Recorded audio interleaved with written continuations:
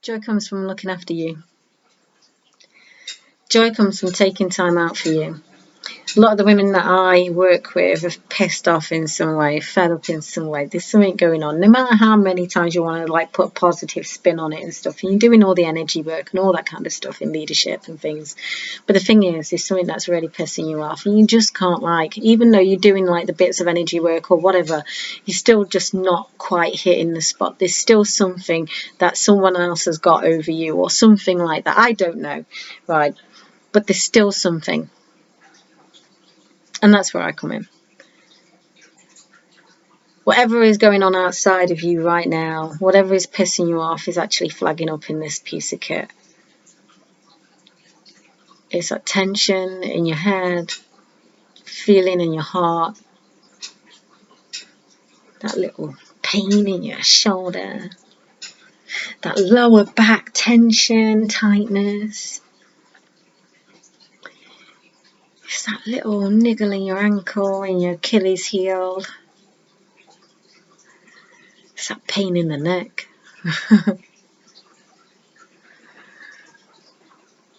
It's that every time you're always ill or something like that, there's always something going on in you. And then you're still down at the restaurant or in a pub drinking wine or whatever. And many of you may not drink wine anymore.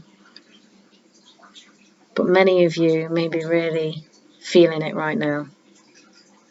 And I'm the woman that comes in and uncovers that hidden stress within you.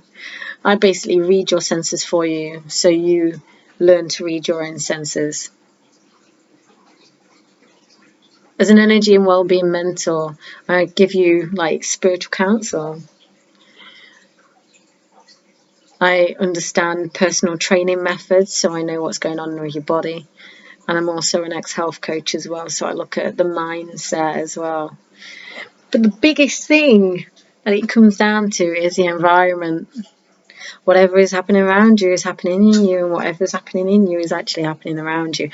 That is epigenetics. So epigenetics is a science that is focused on your genetics. While you can't change your genetics, you can change the expression of your genetics. Basically what I'm saying is, if you were born into poverty, for instance, and everyone had the same disease all the time, and they all had the same old fucking beliefs, and they all drank and smoked and everything like that, right? And then you came along and you were like, I'm having none of that. Or you came along and then you moved out of that life, but you took the behaviours with you. You took all the coping mechanisms, all the stuff with you, all the shit, all the arguments, all the anger, but you just put it into a nice neat ball, stuffed down with food or alcohol or that yoga class, just to hold it in, never let it out. Am I getting there yet? Because what happens is, even though you have moved out of that life still resides in you, and it's about breaking it down, each belief at a time. It's about literally wiping the slate clean. So who am I? My name is Trina Kavanagh-Thomas. I am a mother of 3 and have 1 grandchild as well. I've been married for 24 years, and I know what triggers feel like. If I take you back to my childhood, I came from a what would be classed as a dysfunctional family. Everyone was shouting at each other, everyone smoked around me and stuff, and everyone drank a lot. Look, I grew up in an Irish Catholic family. What do you expect, right? It's just the norm, right? Thing is, though, when you are, when your doctor is saying to you at the age of 10 years old, oh, does she smoke? And you don't, then there's an issue. And then you find out later on the earaches that you had as a kid was due to all the smoke that was around. Now, moving on from that, my life has pretty much changed since then. I didn't want to live that kind of life, but I had to go through that life to get out of it. I did start smoking. In fact, I actually started taking drugs, and then I did start drinking alcohol, and I found alcohol the most difficult to let go of.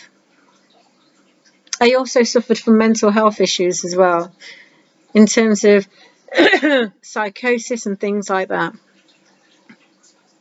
So I did go through some really, really intense times, but I went through some incredible times too. I went through times just stepping out of that role, giving up drinking, certainly giving up coffee, giving up things that actually hurt this. And then that left me with the coping. And seeing where the coping went to, because the coping then went into exercise, then it went into eating, then it was in something else, and journaling and oh God, it's amazing how coping mixes into everything.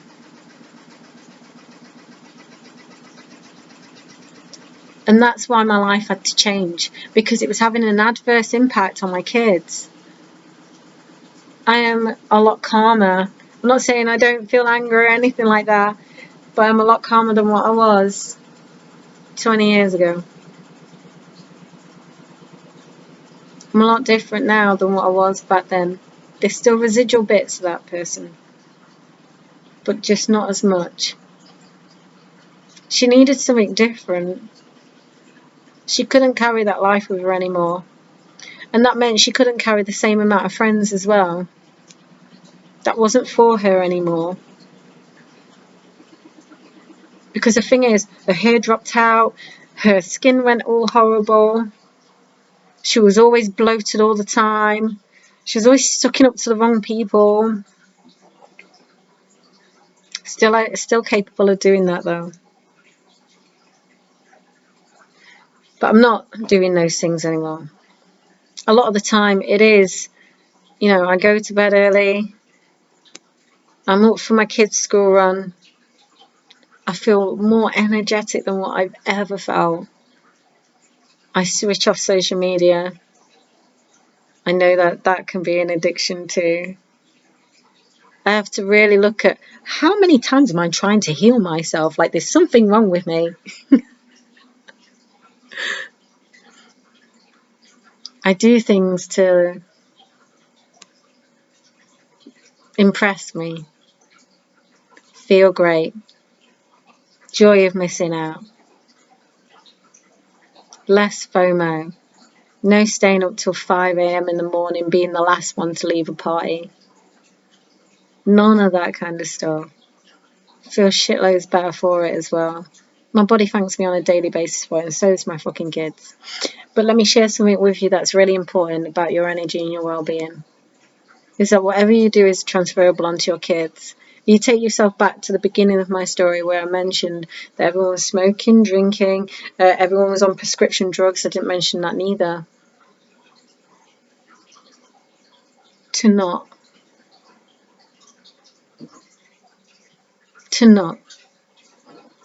be drinking, to not be smoking, to not be taking drugs. And this is how epigenetics works, because whatever is your environment, you change your environment from the past and it actually changes it for the future, for your children. As my story just showed to you, it showed you the fact that I picked up all those things because I felt it was normal. That was normal. I created a new normality, a new reality, a new story, moving away from the old story to pass it on to my children, and that is normal. This now is normal. It's normal not to drink.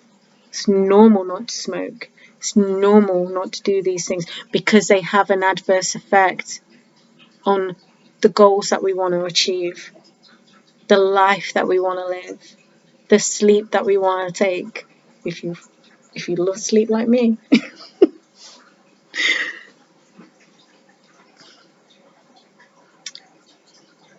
But it requires you tuning into you. Tuning into you and actually actioning what your body is saying to you. Honouring your body. It's not difficult. In fact, it's fucking simple. I was one of those women that like literally exercise. I went through exercise addiction as well. I didn't mention that. 30 hours a week. Plus more on top. But you know, going through a health coaching, being a health coach actually taught me I didn't even need to exercise that much. Right? Not at all. I had to strip it all away. I don't exercise. Like, go to the gym 2 or 3 times a week. It's nice. It's nice. It's chilled. It's relaxed. But it's pushed and it's nice. Right? I walk, which is beautiful. I walk a lot in nature. Even in the cold. Even in the rain. And I dance. Right? I dance. I still got my moves from my fitness days. Absolutely. But what I'm saying to you is that this life isn't just for me. Being in this body, changing the way my body looks, feels and reacts isn't just for me. If I can do it, it's accessible to you too as a leader. No more will you be standing on that stage like worrying about yourself, your beautiful self. Instead, you'll just be flying, feeling good, rocking that body. God only gave you one. Anyway, I'm going to leave it here for today. Now, if you watch this video and you think, you know what, I want me some of that, then you need to reach out. Anyway, I'm going to let you go. Have an amazing day. Speak soon.